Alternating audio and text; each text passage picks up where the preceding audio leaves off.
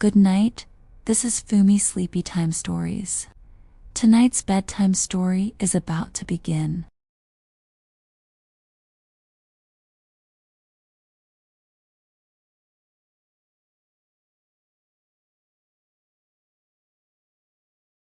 Have you ever heard a story like this? A poor young man, empty-handed, ventured into the forest and unexpectedly came upon magical treasures. With cleverness and enchantment, he turned his fate around, defeated armies, and even rose to become a king. But the story doesn't end there, for when power and betrayal intertwine, who can say where fate will lead? Once upon a time, there were 3 brothers from Schwarzenfels who were very poor. They decided to travel to Spain in search of fortune. On their journey, they came upon a mountain entirely covered in silver.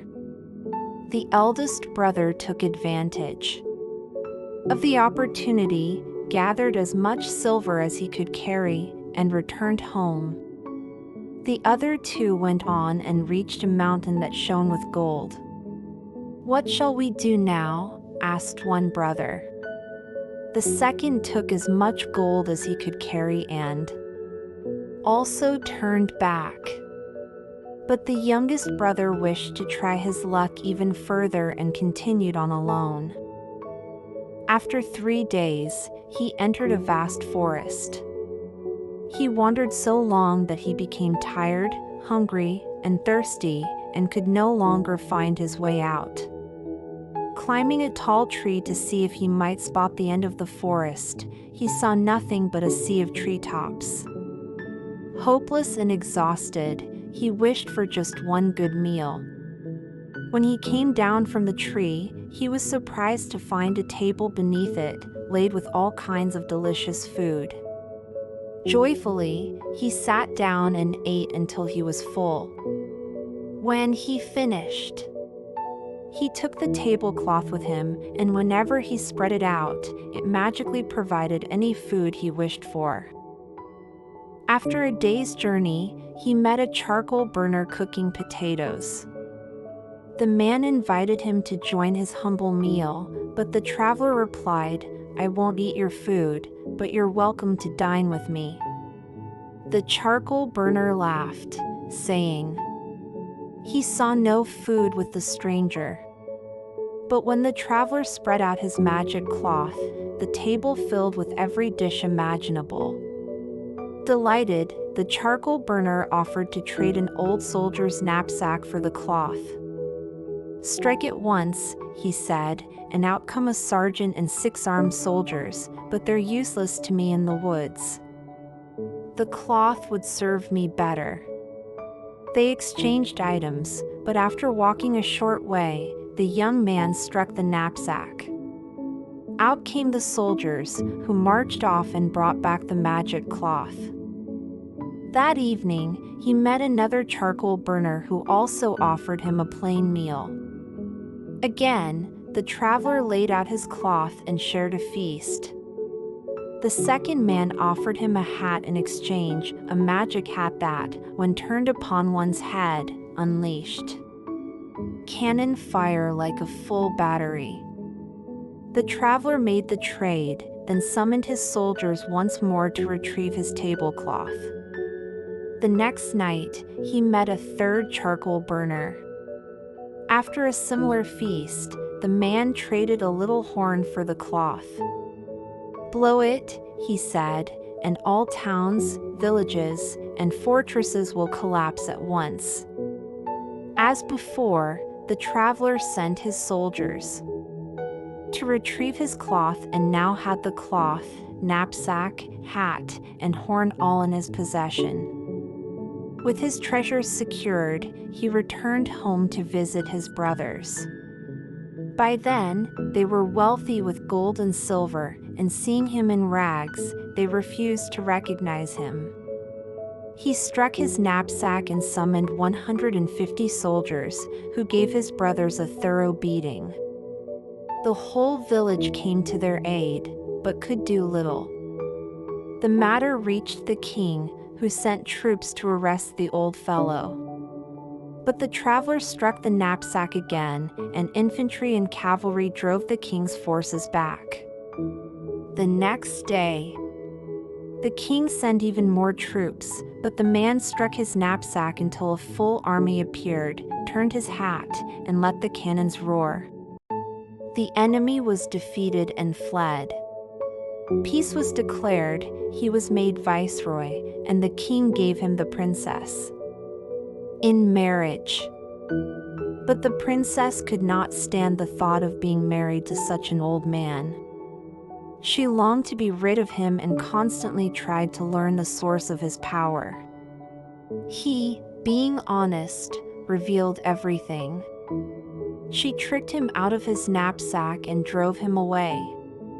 When soldiers came to attack him, he still had his hat, which he turned, cannons fired, and he was victorious. Peace was restored.